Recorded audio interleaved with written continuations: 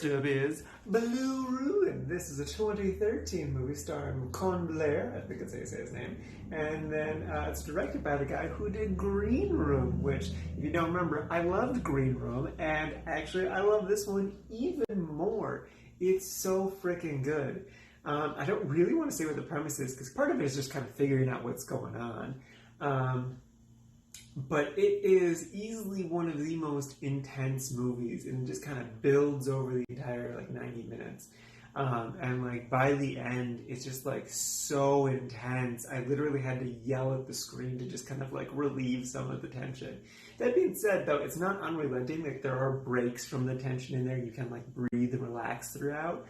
But it's just once it turns back on, you're just ah! But it's so good. It you want it to happen, and it's just it's really really good. It's described as a slow burn, but it didn't really feel like a slow burn to me. They don't just tell you what's happening right away. You just have to experience it slowly.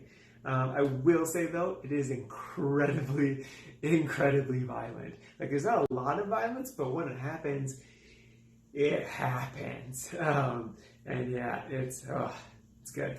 And I also want to say that this movie, I feel like it has the most realistic portrayal of gun usage, especially just people who don't really know what they're doing, and then occasionally you do see people who do know what they're doing, and it's just you can see the difference and see the fumbling, and not everyone's gonna not everyone's a John Wick and get all the headshots right away in that first shot and stuff. And yeah, it's just so great. It's just so solid. I 100% recommend this movie.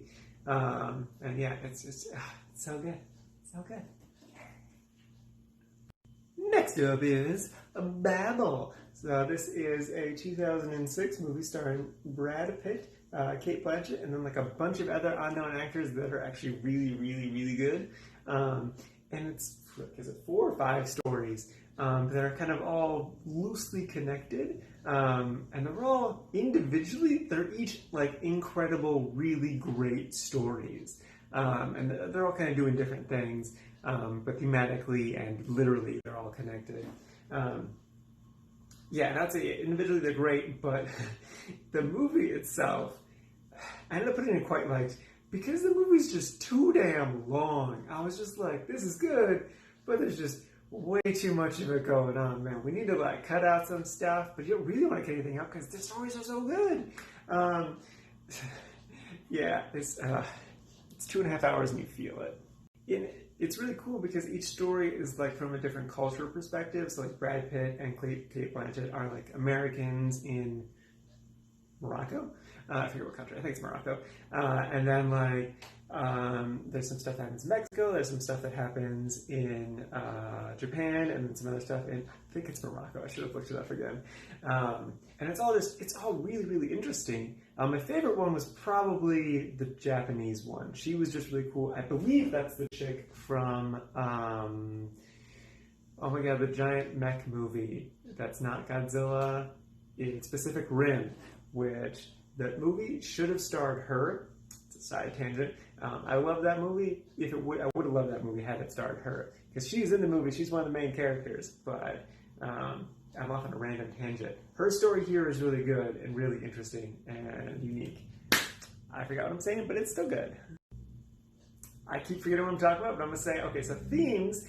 It has to do with love. It has to do with sex. It has to do with sadness. It has to do with guns in particular. The other really interesting story is it has 2 small boys that live on a farm, and just what their life is like. And I'm yeah, that's such a cool story, because we don't see young, poor farm boy stories all that often. It's more, we see rich white people stories, like Brad Pitt's story, and it's yeah, no, it's cool, interesting stories. It's just the movie is too damn long, too much stuff is going on. You probably could have cut out the whole Mexico story, and it would have been fine. But the Mexico story was still interesting. It's just so long. And it's still solid. I think one with some words. It probably wants some more words. I don't know. I don't know if it looks interesting, maybe go for it, but maybe just pause it halfway through or every now and again. But yeah, it's still good. That's why I liked it. And lastly is Starfish. This is a 2018 movie starring Virginia Gardner. She was in the Marvel Runaways TV show. That was actually pretty good. I haven't finished it, but it was pretty good. Anyway, this was recommended to me by my brother Justin. He likes weird sci-fi movies, and this is a weird sci-fi movie. I don't really know what the premise of this movie is, because I couldn't really tell you what this movie is about.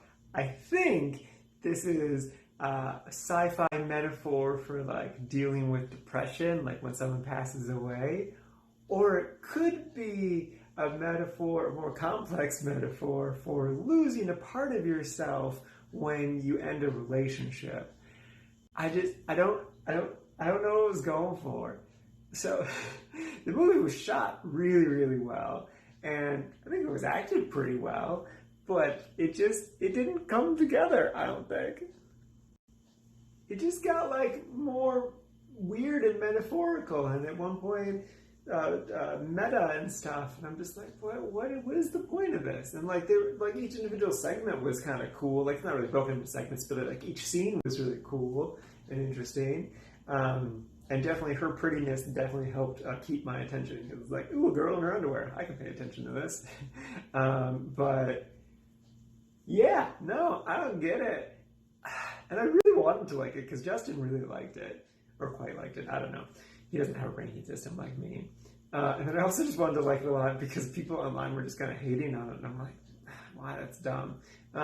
But yeah, I didn't hate it. I put it in the meh category, kind of near the top, I think. But yeah, I don't know. I don't understand what's going on. I don't know. That's all I got. Okay.